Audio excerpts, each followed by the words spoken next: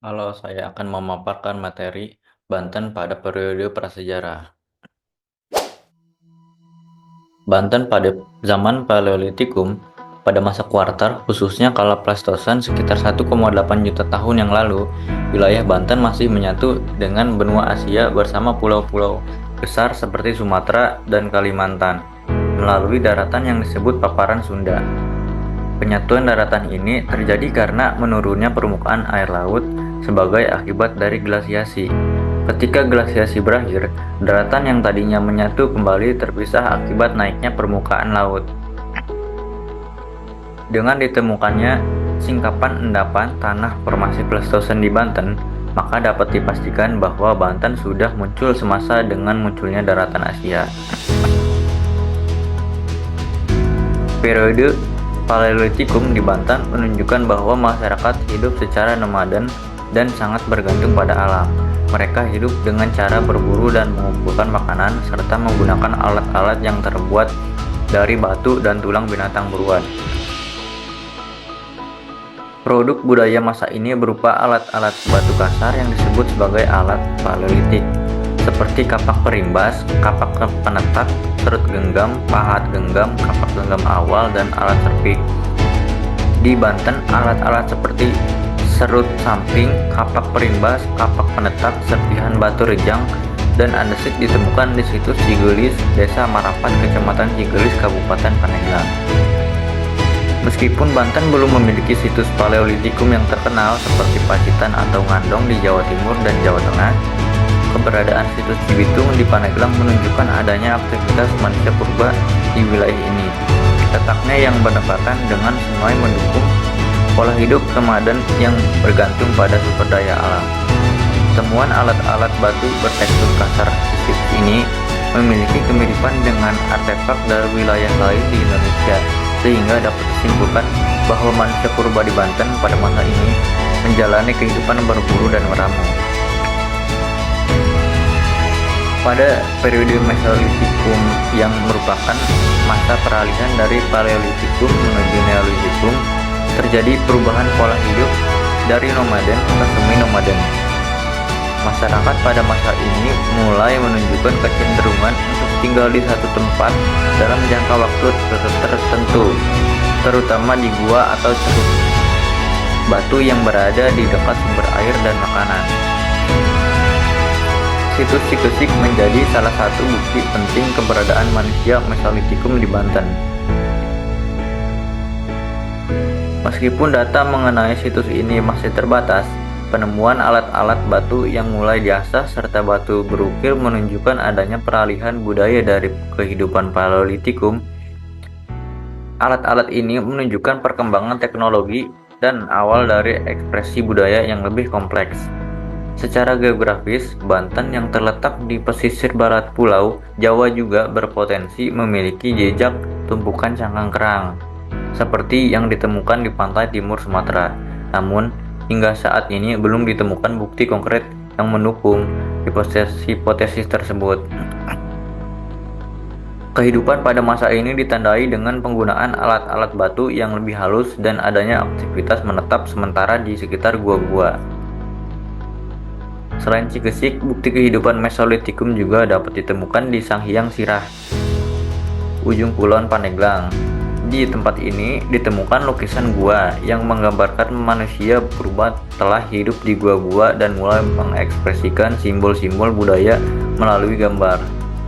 Kehidupan di gua ini menunjukkan bahwa manusia masa Mesolitikum mulai mengembangkan pemikiran simbolik dan kemungkinan juga bentuk awal dari sistem kepercayaan. Gua-gua tempat tinggal ini biasanya terletak tidak jauh dari aliran sungai, danau, atau pantai sebagai sumber makanan seperti ikan, kerang, dan siput. Pola hidup semi-nomaden terlihat jelas dengan aktivitas berburu, meramu, dan mulai mengenal tempat tinggal yang digunakan secara periodik. Yang terakhir ada Banten pada zaman Neolitikum. Ketika manusia prasejarah mulai menetap dan mengenal pertanian, maka dimulailah masa Neolitikum. Masa ini ditandai dengan munculnya kemampuan untuk mengasah batu, sehingga alat-alat seperti beliung dan kapak batu memiliki bentuk dan fungsi yang lebih efektif. Alat-alat lain yang dihasilkan pada masa ini termasuk mata panah, mata tombak, alat obsidian, alat pemukul kayu, serta perhiasan. Pada masa ini juga muncul teknologi penyimpanan bahan makanan yang ditandai dengan pembuatan berbagai wadah dari tanah liat atau yang dikenal dengan tradisi gerabah. Selain itu, muncul pula kepercayaan terhadap kekuatan lain di luar kemampuan manusia yang disebut animisme dan dinamisme. Kepercayaan ini kemudian berkembang menjadi penghormatan terhadap leluhur atau tokoh-tokoh penting dan diwujudkan melalui pendirian monumen batu sebagai lambang pemujaan seperti menhir atau punden berundak yang merupakan bagian dari kepercayaan manusia pada saat itu. Situs Lebak Cibeduk di Banten merupakan bukti penting dari masa Neolitikum. Situs ini menunjukkan keberadaan struktur punden berundak dan menhir yang mengindikasikan adanya sistem kepercayaan terhadap roh nenek moyang. Kesuburan tanah di wilayah Banten mendukung perkembangan pertanian awal dan membentuk komunitas yang lebih terorganisir. Selain itu, penggunaan keramik kemungkinan telah mulai berkembang. Meskipun jumlah temuan spesifik di Banten masih lebih sedikit dibandingkan dengan situs lain seperti Gunung Padang, oleh karena itu masa Neolitikum di Banten menunjukkan perkembangan teknologi, kepercayaan, dan struktur sosial masyarakat bersejarah yang lebih kompleks dan terorganisir. Halo teman-teman, aku Alfitri juga akan membahas tentang Banten di masa silam. Jadi daerah Banten ini juga memiliki keragaman atau kekayaan alam yang melimpah. Telah lama menjadi sebuah saksi bisu perjalanan sejarah manusia. Di balik keindahan alamnya terdapat situs prasejarah yang menyimpan jejak-jejak kehidupan masyarakat awal yang patut untuk kita kaji. Nah, situs-situs tidak hanya menjadi tempat penelitian arkeologis, tetapi juga mencerminkan keragaman budaya dan tradisi yang ada di wilayah Banten. Kita sudah berada di situs Banten Girang bersama siapa? Kalau saya dikenalnya di sini Pak Mandat. Kalau boleh kami tahu sejarah situs Banten Girang itu pada masa lalu itu seperti apa? Banten Girang ini awalnya dalam sejarah ibu kota pemerintahan Banten itu ibu kota Banten itu di sini sebelum di Banten Lama. Kalau Banten Girang ini pada tahun 932 abad ke-9. Kalau di Banten Lama yang sebut saya Mas Roson Banten di sana itu pada tahun 1530. 1530 itu perpindahan dari Banten Girang ke Roson Banten. Dari siapa? Sahabat Kiki. Kalau di sana itu Sultan Muhammad Salim. Artefak yang ada di museum ini yang Bapak itu ada apa saja? Ada keramik dari Eropa, itu dari Cina, karena orang Cina dari dulu juga bedanya sih lewat jalur Cibaten ini Cibaten sih. Kalau sini terus ke Banten Lama. Nah, ini area suci dari sini ke sini. Ini area keratonnya, ini area area kosong. Kalau di sini alas Jawa dan dana apa-apa nampitan. Ini Banten Girang ini menghadapnya berhubungan pelestari karena orang Banten Girang dulunya bertapa itu di sana. Kalau itu mas sholatnya atau memujanya itu di sana, gitu. Karena di sana itu ada caca Ganesha, Buddha, gitu, yang dibawa yang tadinya di Gunung Pulau Sari dibawa ke Museum Nasional di Jakarta. Gitu. Jadi di sini juga ada sejarah-sejarah mempertahankan Banten juga ya Pak? Dulu di sini agamanya agama Hindu, diislamkan oleh Syarif Hidayatullah pada tahun 1521. 1521 sampai 1526 Syarif Hidayatullah digantikan sama anaknya Sabak Kingking. Sabak Kingking memerintah di Banten Girang itu pada tahun 1526 sampai 1530. 1530 itu Banten Girang dipindahkan ke Roson Banten karena air Cibanten ini tidak bisa dilalui kapal lagi. Ada dangkal gitu. Karena untuk berjualan orang Eropa atau orang Cina itu susah sini, makanya dipindahkan ke pesisir di sana. Karena Banten yang disebut Banten Lama dulunya itu masih terendam air. Kalau misalkan di Banten Girang ini apakah ada makam-makam? Nah, di sini ada makbarohnya. Makbaroh itu kuburannya yang ada jasadnya gitu. Nah, Baronis ini Mas Yong jadi orang Hindu pertama, dan Hindu pertama seorang papih atau pembesar yang masuk Islam di Banten pertama. Jadi mungkin tanpanya Mas Yong Banten itu agamanya masih hebat dulu gitu. Kalau sekarang kita ini mah agama yang kalau dikenal sekarang agama Hindu. Selanjutnya kita beralih ke Kabupaten Lebak. Salah satu situs yang terdapat di Kabupaten Lebak yaitu ada situs Purba Parigi. Nah, situs Purba Parigi kemungkinan besar ditemukan pada zaman Megalitikum atau zaman besar.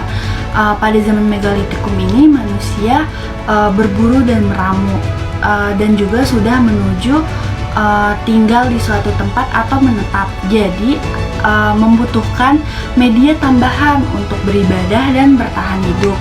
Pada situs Parigi ini ditemukan juga sebuah alat-alat yang tersisa yang merupakan peninggalan dari manusia sebelumnya, yaitu berupa perkakas rumah tangga. Ditemukan itu udah berusia 2500 sampai 1500 tahun sebelum Masehi. Selanjutnya masih di daerah Lebak terdapat sebuah situs yang bernama situs Lebak Cibeduk.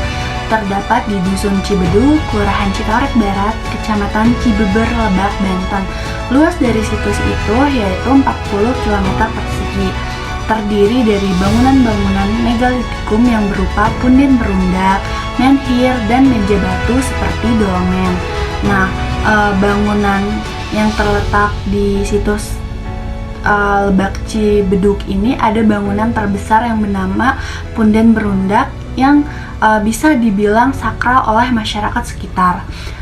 Kemendikbud juga memperkirakan bahwa bangunan tersebut dibangun pada masa bercocok tanam atau zaman Neolitikum sekitar pada 2500 sampai 1500 sebelum Masehi.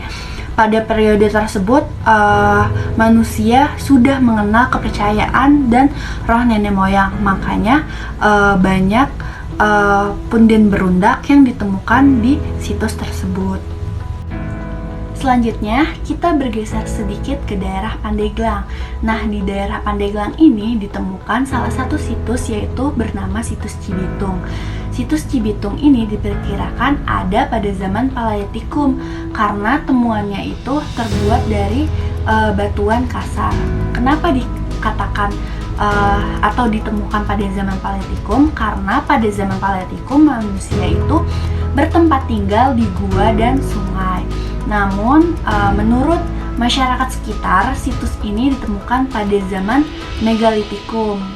Nah, di mana sih letak dari situs Cibitung ini? Nah, situs Cibitung ini ditemukan atau terletak di sebuah kampung yang bernama Kampung Gadok. Nah, batuan ini ditemukan di sekitar KUA atau Kantor Urusan Agama yang berukuran batu ini berukuran atau berbentuk persegi 4, panjangnya itu sekitar 2 meter. Nah, namun sekarang sudah dihancurkan atau dijadikan jalan. Ada juga yang dijual oleh masyarakat sekitar karena batu tersebut berada di atas lahan atau tanah milik warga tersebut. Namun juga kabarnya sampai saat ini masih ada beberapa batuan yang ditemukan di sekitar sungai. Nah, selanjutnya kita beralih sedikit ke daerah Jawa Barat. Karena Banten dulunya termasuk ke daerah Jawa Barat, kita akan membahas situs yang ada di Jawa Barat, yaitu situs Gunung Padang yang terletak di daerah Cianjur, Jawa Barat. Nah, situs ini ada pada zaman Neolitikum atau 10.000 sampai 25.000 sebelum Masehi. Nah, Indonesia ini harus bangga sama situs Gunung Padang ini karena situs Gunung Padang ini merupakan situs megalitik terbesar di Asia Tenggara. Nah, situs ini terdiri dari tumpukan batu-batu persegi besar yang berbagai ukuran di dalam satu tempat berundak, mengarahnya itu ke Gunung Gede. Nah, biasanya tempat itu digunakan sebagai pemuja bagi warga yang bermukim di sana sekitar pada 2000 tahun sebelum Masehi lalu. Masih banyak lagi situs yang ada di daerah Banten, yaitu situs Pasir Pedes, terus ada situs Pasir Manggis. Mungkin masih banyak lagi yang harus kita eksplor atau kita cari mengenai situs-situs bersejarah. Nah, kita sebagai warga negara yang baik, kita harus menjaga dan mempertahankan situs-situs bersejarah yang ada di Banten ini sebagai warisan budaya yang kaya dan penting, serta untuk melestarikan identitas sejarah dan kebudayaan daerah bagi generasi yang akan datang nantinya. Baik, selanjutnya saya akan menjelaskan mengenai artefak-artefak zaman prasejarah yang ada di Banten. Nah, Provinsi Banten sendiri ini memiliki sejarah panjang sebagai pusat peradaban Islam di Nusantara. Dilihat dari banyaknya informasi yang ditemukan, wilayah Banten memiliki penemuan artefak zaman prasejarah, khususnya pada zaman Megalitikum.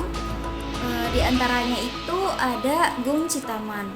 Nah, Gung Citaman ini terdapat di Gunung Pulau Sari atau Bukit Kaduguling, Desa Sukasari, Kecamatan Menes, Kabupaten Pandeglang. Nah, dapat dilihat bahwasanya batu Gung Citaman ini berupa menir yang terbungkus dengan kain putih sebagai pusat dengan dikelilingi oleh batu-batu yang berbentuk formasi penggunang. Sementara batu-batu yang mengelilinginya ini berupa gong dan juga batu pelingging. Ada juga batu yang berbentuk layaknya seperti meja. Nah, yang kedua ini ada prasasti Cidanian. Prasasti ini itu berasal dari kerajaan Tarumanegara yang terletak di wilayah Pandeglang, Banten.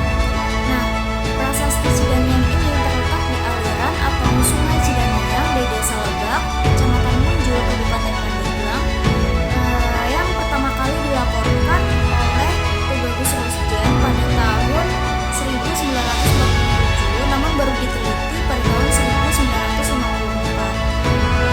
Prasasti Cidanian ini sendiri itu ditulis dalam aksara Pallawa yang disusun dalam bentuk seloka bahasa Sanskerta dengan metrum anuskur.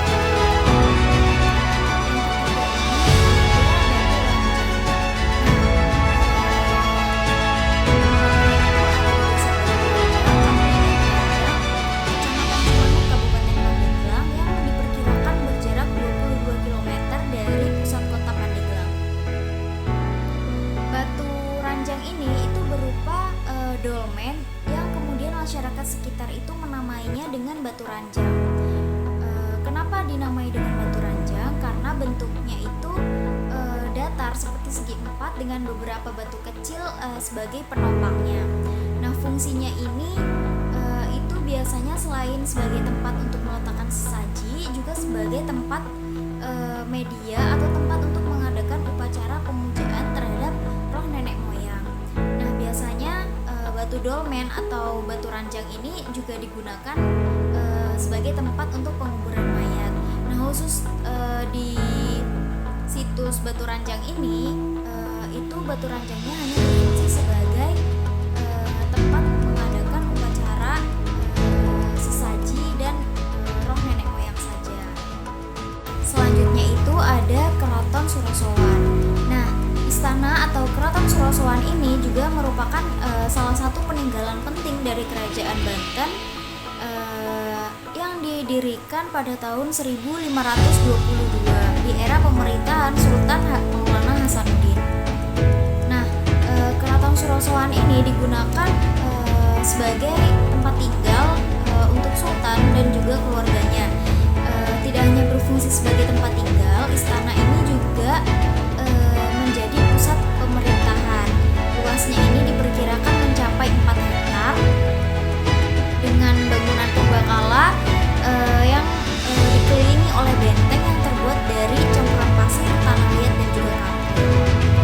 Tinggi dari benteng ini itu kurang lebih sekitar 2 meter. Nah, selanjutnya ini ada Prasasti Munjul.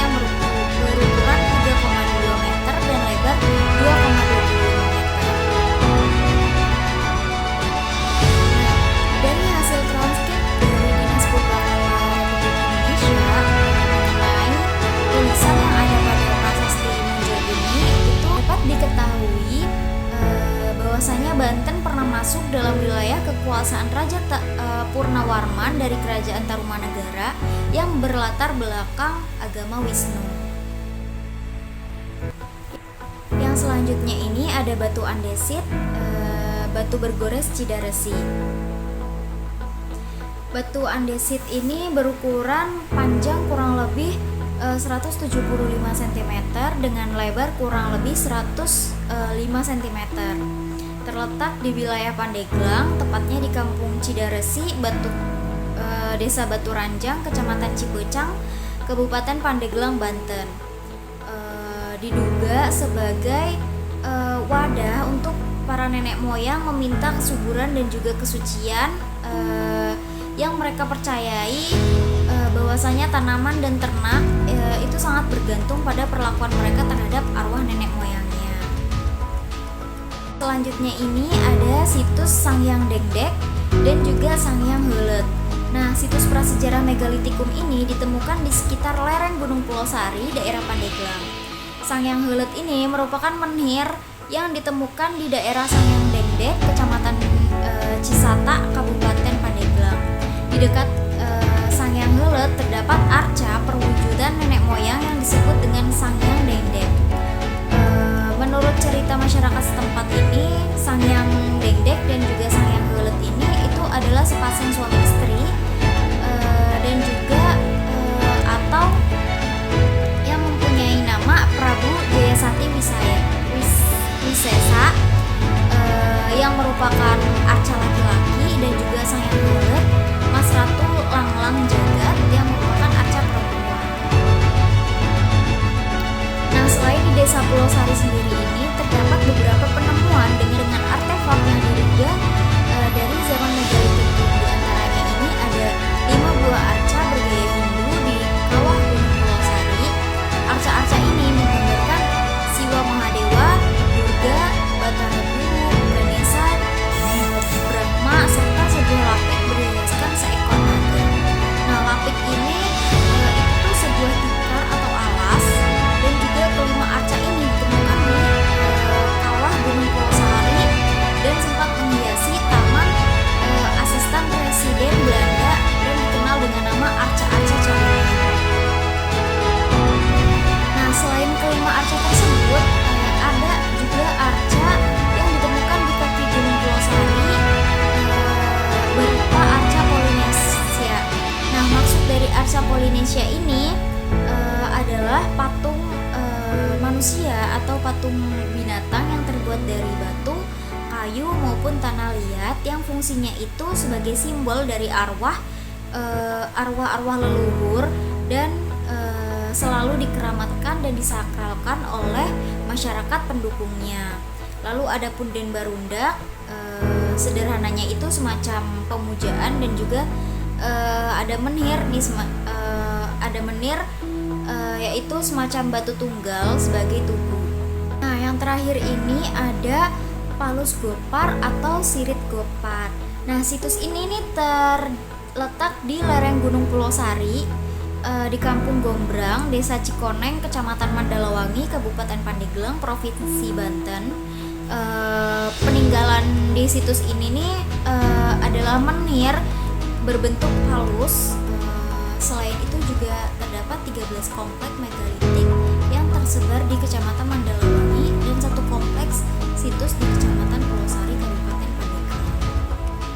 Adapun situs-situs tersebut antara lain Ciunjuran, Balawiku, Salangsari, Taman Sari, Gunung Sembu, Palus Gopar, Mandalawangi, Citaman, dan Batu Doong. Pada situs tersebut ditemukan pula peninggalan megalitik berupa menhir, lumping batu, batu berlubang bulat, batu berlubang segi empat, batu berlubang runcing, batu datar, batu silindrik, batu cekung, batu cembung, batu cuet, dan batu besar. Sementara untuk peninggalan keramik, tembikar, terakota, manik-manik, tegal batu, dan juga ada getah pendeta. Sekian pemaparan materi dari Nah, selanjutnya itu terdapat materi mengenai penduduk Banten dan komposisi penduduk Banten. Di penduduk Banten sendiri ini, khususnya pada masa Kesultanan Banten itu memiliki ciri khas, yaitu suku Sunda. Nah, suku Sunda ini dikenal dengan tradisi, keagamaan, dan perdagangan internasional yang sangat bawah. Nah, di Provinsi Banten ini terdapat 4 kabupaten dan 4 kota, yaitu diantaranya ada Kabupaten Serang, Kabupaten Cilegon, Kabupaten Tangerang, dan juga Kabupaten Lebak. Dan untuk di kotanya itu terdapat ada Kota Serang, Kota Cilegon, Kota Tangerang, dan Kota Tangerang Selatan. Nah, di masing-masing wilayah ini atau di masing-masing kabupaten ataupun kota ini memiliki jumlah penduduk yang berbeda-beda.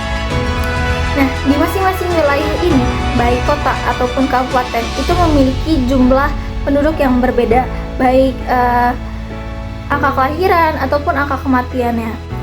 Perubahan penduduk itu terjadi karena 3 faktor, yaitu faktor kematian, faktor kelahiran, ataupun faktor imigrasi, yaitu perpindahan penduduk. Jadi, dikarenakan atau terjadinya berbeda-beda data penduduk di setiap kabupaten ataupun kota itu tergantung tingkat kelahiran, kematian, dan juga tingkat perpindahan penduduknya. Nah, di sini ada data penduduk yang saya temui dari mulai tahun 2010 sampai dengan tahun 2020. Di sini terdapat data penduduk yang ada di Provinsi Banten, baik kabupaten ataupun kota.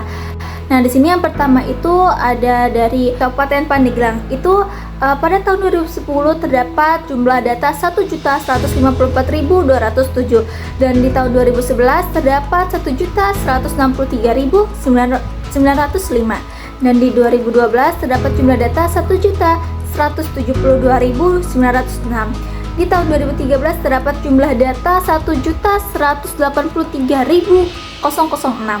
Nah, di 2014 itu terdapat jumlah data 1.188.405 dan di tahun 2015 itu terdapat jumlah data 1.194.911. Setiap pergantiannya tahun itu pasti adanya pertambahan ataupun pengurangan jumlah penduduk. Dan di sini bisa dilihat di daerah Pandeglang itu terdapat jumlah data yang meningkat ya. Bisa jadi ini karena angka kelahiran itu sangat tinggi ataupun angka perpindahan penduduknya juga sangat tinggi. Dan ini bisa dilihat sampai data tahun 2020. Selanjutnya itu terdapat dari Kabupaten Lebak, yaitu pada tahun 2010 terdapat jumlah data 1.209.207. Tahun 2011 terdapat jumlah data 1.222.905 dan di tahun 2012 terdapat jumlah data 1.235.806.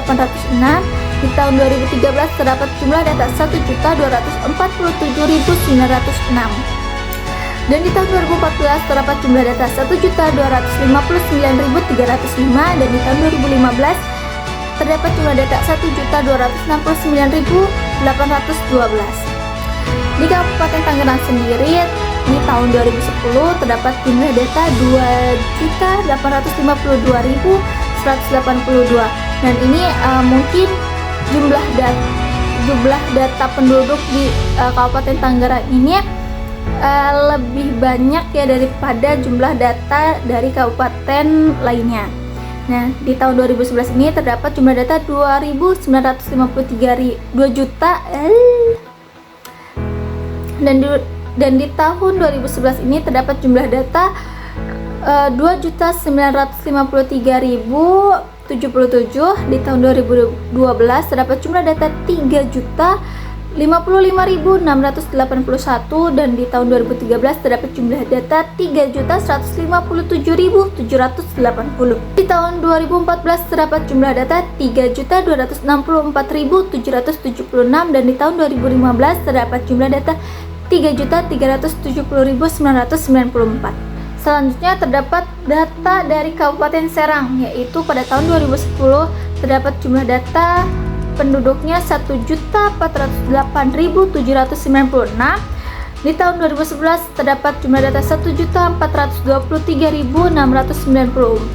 Di tahun 2012 terdapat jumlah data 1.437.695. Di tahun 2014 terdapat jumlah data 1.450.894 dan di tahun 2014 terdapat data 1.463.094 dan di tahun 2015 ini terdapat jumlah data 1.474.301. Dan bisa kalian lihat juga ya, untuk selanjutnya itu terdapat Kota Serang, Kota Cilegon, Kota Tangerang Selatan dan juga Kota Tangerang mulai dari data penduduknya dari tahun 2010 sampai dengan tahun 2020.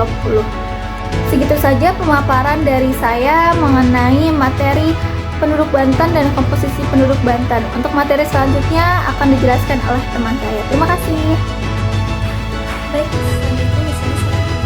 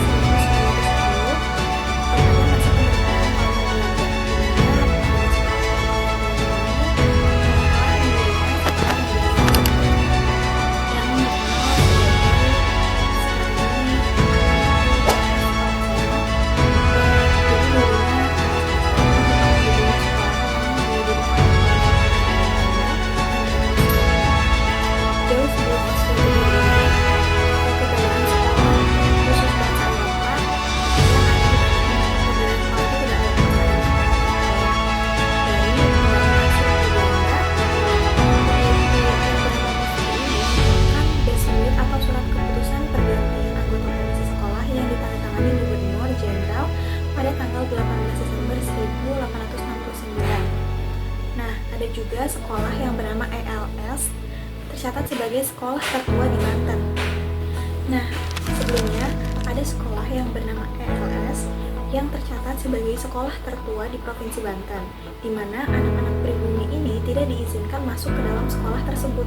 Bahkan di era 1900 ketika kebijakan politik etis diberlakukan Belanda, sekiranya 63 siswa yang tercatat tidak ada satupun warga pribumi, alias hanya warga Belanda dan kolonial yang lainnya.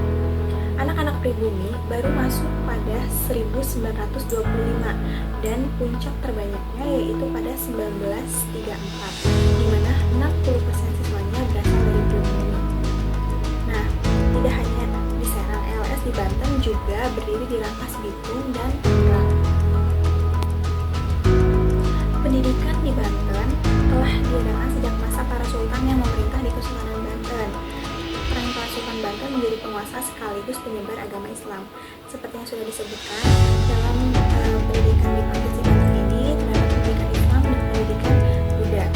Untuk pendidikan Islam, Banten mengalami perkembangan pada abad ke-16 hingga abad ke-17, utamanya pada masa kekuasaan Sultan Agung Tirta di tahun 1651 sampai 1672, di mana guru-guru agama ini didatangkan dari Kesultanan Aceh dan Jazirah Arab untuk memperkuat mental para prajurit Kesultanan Banten. Untuk lembaga pendidikan agama Buddha sendiri di Provinsi Banten ini memiliki lapangan sekolah dasar, sekolah menengah pertama, sekolah menengah atas, dan perguruan tinggi. Salah satu perguruan tinggi agama Buddha di Banten ialah Sekolah Tinggi Agama Buddha Negeri Sriwijaya. Selain itu, pendidikan agama Buddha di Banten juga melalui Padaja Sementara, perguruan tinggi dan Padaja Sementara didirikan beberapa di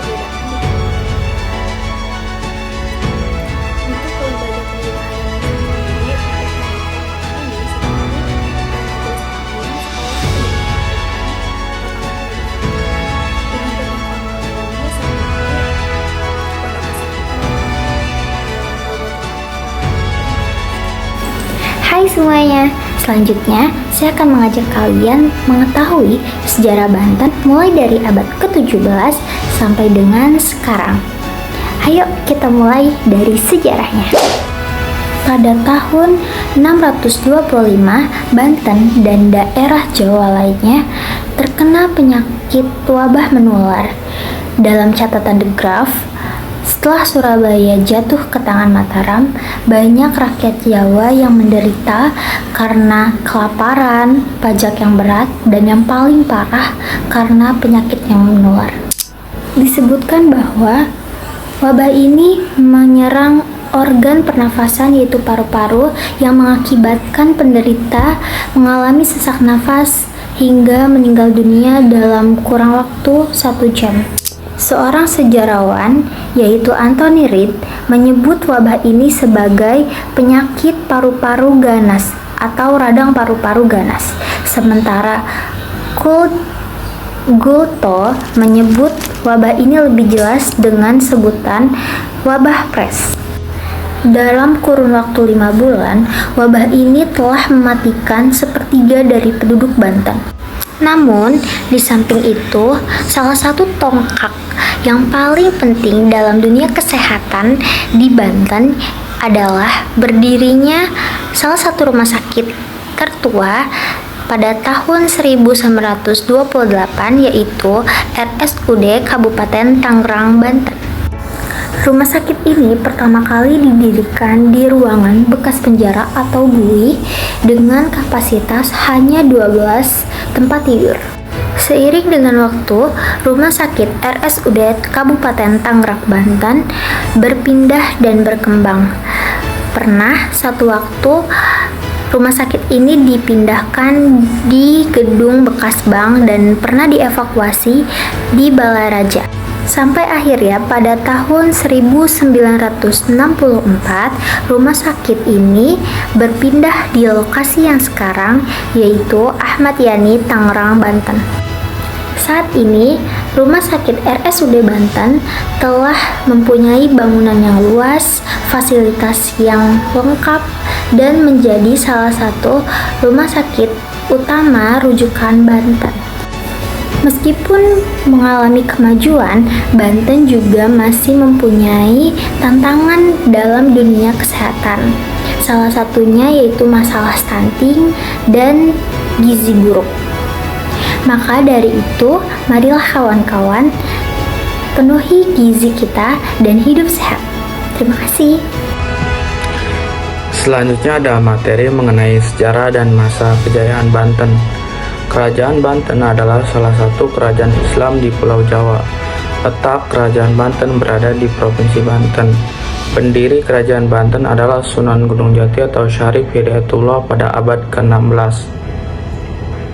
Namun, Sunan Gunung Jati tidak pernah menjadi raja di kesultanan tersebut. Kedatangan Sunan Gunung Jati ke Banten sebagai upaya menjalankan misi Sultan Trenggono dari Demak untuk mengusir Portugis dari Nusantara setelah berhasil menguasai Banten. Sunan Gunung Jati mengambil alih pemerintahan.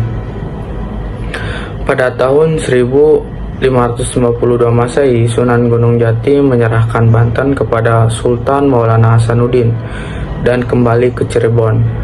Raja pertama Kerajaan Banten adalah Sultan Maulana Hasanuddin pada tahun 1552 sampai 1570 Masehi, yang juga merupakan putra kedua Sunan Gunung Jati. Kerajaan Banten, masa Kerajaan Banten mencapai puncak kejayaan pada masa pemerintahan Sultan Ageng Tirtayasa pada tahun 1651 sampai 1682 Masehi. Sultan Ageng Tirtayasa mengembangkan kerajaan Banten hampir mencapai separuh Jawa Barat, Selat Sunda hingga Lampung. Pelabuhan Banten sangat diminati oleh para saudagar pada masa itu. Puncak masa kejayaan Kesultanan Banten terjadi pada masa pemerintahan Sultan Ageng Tirtayasa pada tahun 1651 sampai 1802. Pada masa ini, Banten menjadi salah satu pusat perdagangan internasional terbesar di Asia Tenggara, terutama dalam komoditas lada. Sultan Ageng Tirtayasa memperkuat armada laut, membangun infrastruktur seperti pelabuhan dan istana, serta menjalin hubungan diplomatik dengan negara-negara besar seperti Turki, Utsmani, Inggris, dan Prancis. Di bawah kepemimpinannya, Banten mampu menyaingi dominasi VOC di bawah kawasan barat Nusantara dan mempertahankan kedaulatan dari campur tangan asing. Hal tersebut lantaran Kesultanan Banten tidak menerapkan monopoli sehingga perdagangan dapat berlangsung secara terbuka. Banten juga daerah inklusif untuk semua golongan.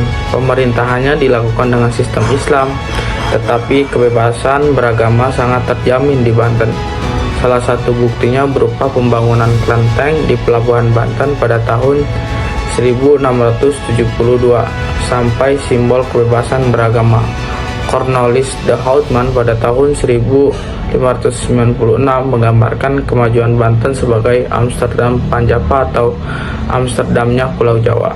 Perkenalkan, nama saya Agil Alansari dengan NIM 22272200036.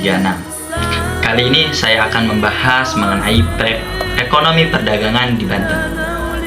Oke, langsung saja. Perekonomian di Banten sudah dimulai sejak zaman Kesultanan Banten yang didirikan pada tahun 1526. Kesultanan Banten, khususnya di masa pemerintahan Sultan Ageng Tirtayasa, pada saat di bawah kepemimpinannya, Pelabuhan Banten telah berkembang menjadi pelabuhan internasional yang berkontribusi pada kemajuan perekonomian di Banten pada kala itu. Pada masa itu, Banten dikenal sebagai pelabuhan yang ramai dan masyarakatnya terbuka serta makmur. Kesultanan Banten menjadi pusat perdagangan internasional pada akhir abad ke-16 dan hingga abad ke-17 Masehi. Perkembangan perdagangan di Banten dipengaruhi oleh interaksi antar bangsa dalam skala besar. Sumber daya alam yang melimpah turut mendukung pesatnya perkembangan perdagangan di wilayah tersebut. Selain itu, letak strategis Banten juga menjadi salah satu faktor pendukung utama dalam pertumbuhan ekonomi. Aktivitas perdagangan dan kerjasama di Banten dengan pedagang asing menyebabkan lahirnya aturan sistem ekspor dan impor. Kegiatan ekspor dan impor di daerah Banten ini sangat maju sehingga Banten sampai-sampai disebut sebagai kota pelabuhan emporium, yaitu tempat barang-barang dagang dari berbagai dunia diperjualbelikan. Ramainya perdagangan internasional di Banten disebabkan persaingan antara pedagang Asia dan Eropa. Dengan itu, di wilayah inilah perdagangan di Nusantara yang komoditas dagangnya lebih beragam dibanding wilayah lain. Pedagang-pedagang dari barat dan timur Nusantara berkumpul di Teluk Banten seperti dari Palembang, Pariaman, dan Lawe. Nah, komoditas-komoditas itu terkumpul di Banten yang terdiri dari rempah-rempah, kopi, gula, hasil bumi, dan lain-lain. Berbicara tentang komoditas, kurang rasanya kalau kita tidak berbicara mengenai rempah-rempah. Tentunya, komoditas ini merupakan komoditas yang paling utama dalam kegiatan perdagangan. Rempah-rempah seolah sangat wajib dan tidak bisa ditinggalkan dalam komunitas perdagangan dimanapun. Salah satunya yaitu ada lada atau piperningo, merupakan salah satu bahan rempah-rempah yang diminati oleh bangsa Eropa maupun Timur Tengah. Dengan hal itu, Banten menjadi pusat perdagangan dan perkebunan lada terbesar di Nusantara. Lada yang dikeluarkan dari Pelabuhan Banten selain dihasilkan dari kebun-kebun di Banten sendiri, juga diproduksi di kebun-kebun di wilayah kekuasaan Banten di Pulau Sumatera, seperti di Lampung, Palembang, dan Bengkulu. Berdasarkan sebuah teks di tahun 1663 diketahui bahwa Banten menerapkan sistem wajib tanam terhadap tanaman lada yang sangat mirip dengan sistem kultur Stelsel yang diterapkan secara paksa oleh Gubernur Van de Bos saat diberlakukannya penjelajahan Belanda pada tahun 1830. Pada kala itu, Banten menguasai Lampung. Masyarakat diwajibkan menanam lada hingga 500 pohon. Hasil panen lada yang siap dijual dikumpulkan kepada jenang yang kemudian oleh jenang itu dijual kepada jenjen. Lada dari Banten merupakan komoditas yang paling utama dan paling kuat memikat daya tarik. Dengan lada ini mendorong Portugis menjalin kerjasama dengan Banten. Komoditas lada ini juga turut mendatangkan pedagang dari Cina. Cina juga memprimadonakan lada ini setiap bulan Januari datang ke Pelabuhan Banten. Nah, mungkin itu saja yang dapat saya sampaikan. Kurang lebihnya mohon maaf. Wassalamualaikum warahmatullahi wabarakatuh. Ya baik, di sini saya akan menjelaskan bagaimana upaya pelestarian sejarah yang ada di Provinsi Banten. Ya, langsung saja. Banten merupakan salah satu daerah di Indonesia yang mempunyai jejak sejarah panjang menciptakan dinamika budaya dan peradaban manusia di masa ke masa, di mana prasejarah wilayah ini telah dihuni oleh manusia yang meninggalkan bukti berupa alat-alat bantu, sisa-sisa pemukiman, serta artefak-artefak lainnya menunjukkan tingkat perkembangan masyarakat kala itu. Ya, masuk ke era Hindu-Buddha, Banten mengalami pengaruh dari kerajaan-kerajaan besar seperti Tarumanegara dan juga Sunda ya, yang membawa perubahan dalam sistem kepercayaan dan struktur pemerintah. Namun puncak perkembangan budaya Banten terjadi setelah masuknya Islam yang tidak hanya mengubah sistem kepercayaan masyarakat, tetapi mendorong perubahan kota dan juga perdagangan dan struktur pemerintah yang lebih kompleks gitu ya.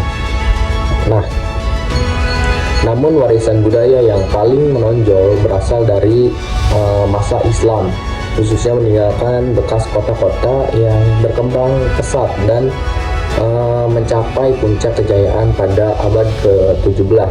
Nah, masa kejayaan Islam di Banten ditandai dengan berdirinya Kesultanan Banten pada abad ke-16 ya, yang kemudian mencapai puncaknya pada abad ke-17 di bawah pemerintah Sultan Ageng Tirtayasa.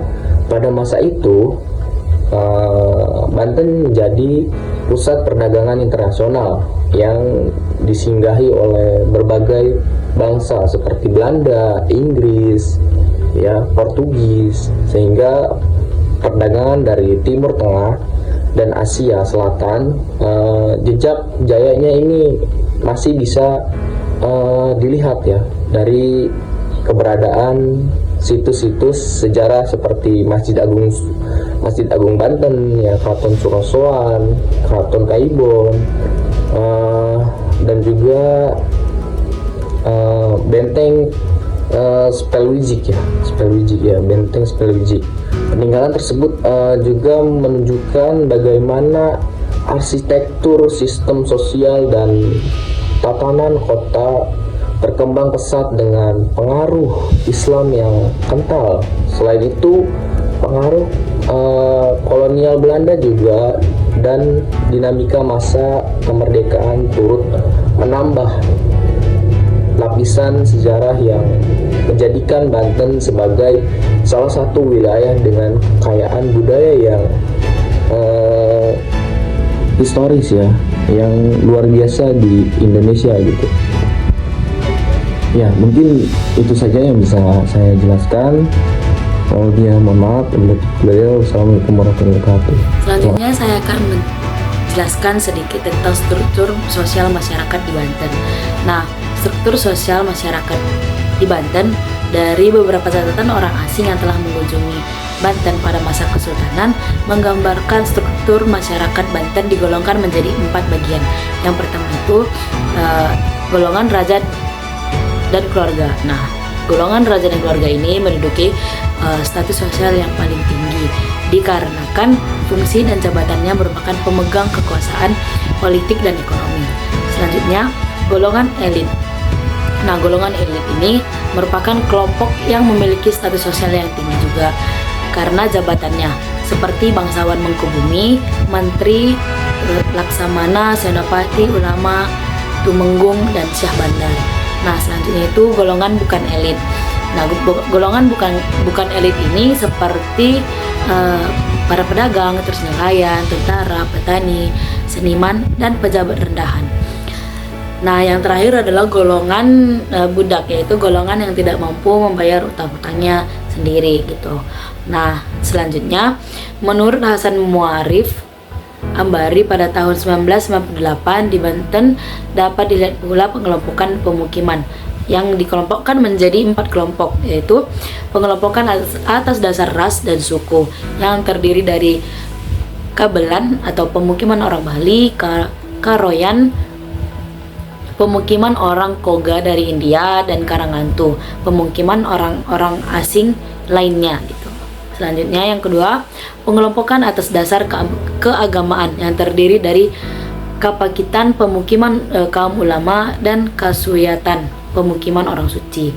Nah, yang ketiga, pengelompokan atas dasar sosial, yaitu Pamarican atau tempat penyimpanan lada, Pabean tempat menarik pajak, Panjaringan tempat pemukiman nelayan, Pasulaman tempat pengrajinan sulam, Kagongan tempat membuat gong, Pamarangan tempat membuat keris, Pawilahan tempat kerajinan bambu, Pakawatan tempat membuat jala, Pratok tempat membuat obat, Kepandaian tempat pembuatan alat-alat senjata. Nah, selanjutnya itu pengelompokan atas dasar status pemerintah dan masyarakat yang terdiri dari Kuangsan tempat pemukiman Pangeran Wangsan, Kaloran tempat pemukiman Pangeran Lor, Kawiragunan tempat pemukiman Pangeran Wiraguna, Kapurban pemukiman Pangeran Purba,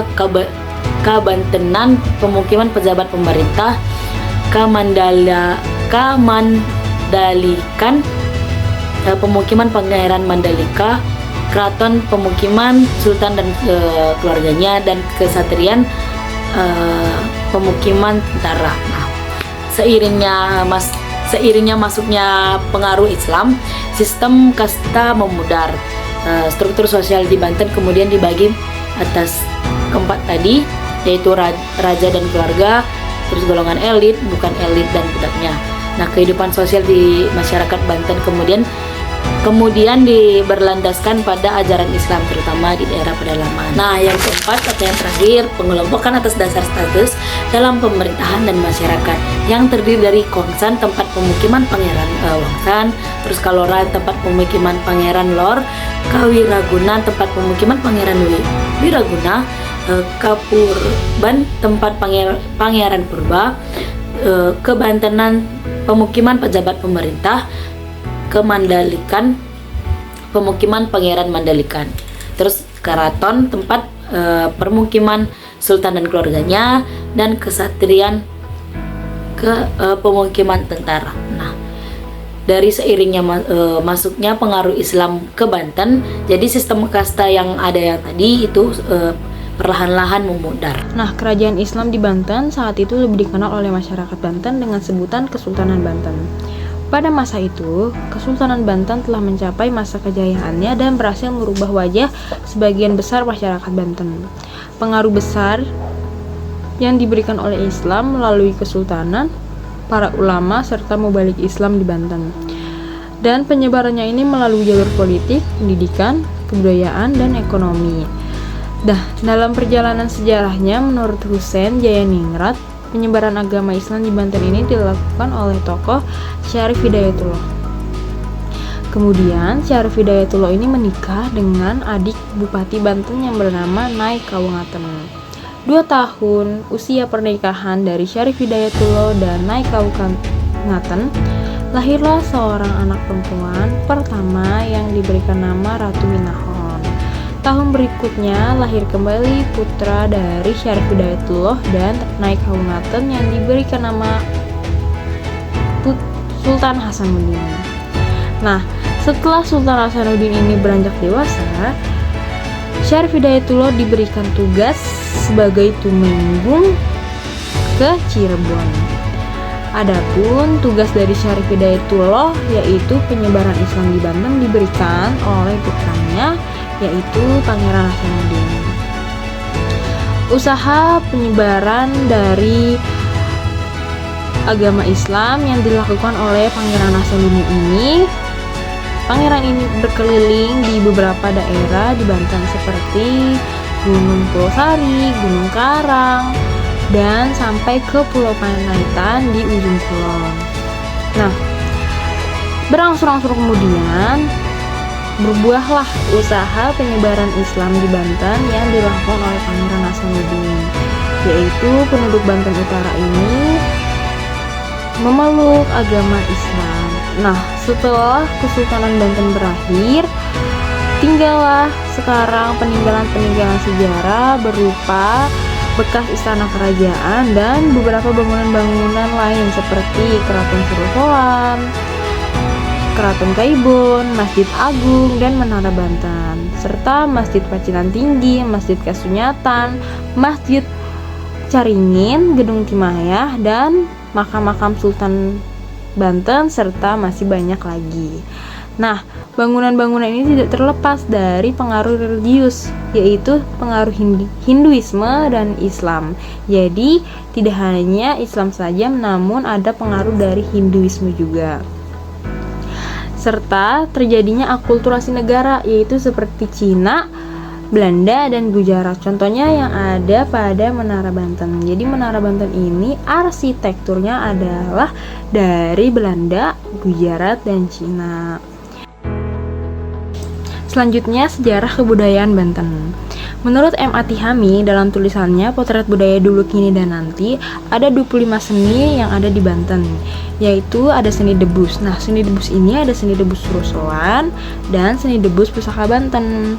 Selain itu ada seni rudat, seni patingtung, seni wayang golek, seni zikir mulut, dan masih banyak lagi.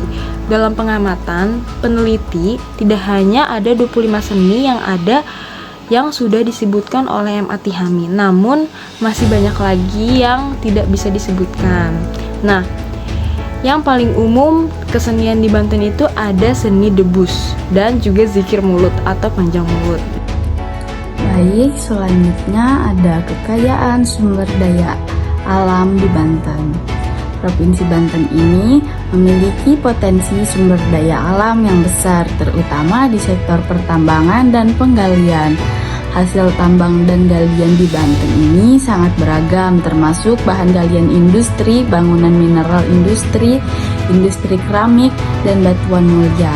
Sektor pertambangan dan energi juga memiliki kontribusi signifikan terhadap PDRB Banten, meskipun kontribusinya menurun pada tahun 2017 dibandingkan pada tahun 2016. Selain itu juga pemerintahan Banten berupaya meningkatkan ketersediaan air minum di wilayahnya melalui Perusahaan Daerah Air Minum (PDAM). PDAM ini memiliki peran penting dalam menyediakan air minum yang memadai untuk kehidupan sehari-hari. Contohnya seperti untuk air minum, untuk memasak, dan lain sebagainya. Sektor energi dan sumber daya alam mineral di Banten ini terdiri dari 3 subsektor, yaitu listrik, gas kota, dan air bersih. Banten juga memiliki sumber listrik yang cukup besar, termasuk PLTU Suralaya dan PLTU Labuan. Sementara itu, sumber air bersih di Banten umumnya dikelola oleh PDAM dan beberapa perusahaan air minuman swasta. Dengan demikian, Provinsi Banten memiliki potensi sumber daya alam yang besar dan beragam, serta upaya pemerintah untuk meningkatkan ketersediaan air minum dan energi yang memadai untuk masyarakat. Kemudian kekayaan sumber daya alam yang ada di Banten ini untuk bahan bangunan seperti industri bangunan marmer batu apung. Bahan ini sangat penting untuk pembangunan infrastruktur dan bangunan. Bangunan ini biasanya digunakan untuk bahan-bahan pembuatan bangunan. Bangunan ini bertepatan berada di Banten, khususnya berada di Kabupaten Serang dan Cilegon. Batu apung ini adalah jenis batu vulkanik yang ringan dan berpori. Berikut beberapa kegunaan batu apung. Kegunaannya untuk bahan bangunan. Batu apung dapat digunakan sebagai bahan bangunan seperti untuk membuat dinding, lantai, ataupun atap. Ada juga bahan galian mineral industri seperti gamping, batuan sedimen yang mengandung mineral kalsit dan aragonit, bentonit, tanah liat yang termasuk dalam mineral lempung. Bahan ini digunakan untuk membuat semen pupuk dan lain-lain untuk bahan bangunan rumah. Ada juga di Baya dan Cihara, Kabupaten Lebak yang memiliki batuan, terutama di daratan Banten, yaitu formasi Baya. Cikotok yang memiliki kelompok batuan formasi Cikotok dengan mineralisasi logam mulia, emas, dan perak. Selanjutnya ada bahan galian batu mulia seperti fosil kayu, wijang atau batu api, jasper atau batu yang bisa memiliki beragam warna. Biasanya bahan ini digunakan untuk membuat perhiasan dan dekorasi rumah. Provinsi Banten ini memiliki potensi fosil kayu yang melimpah.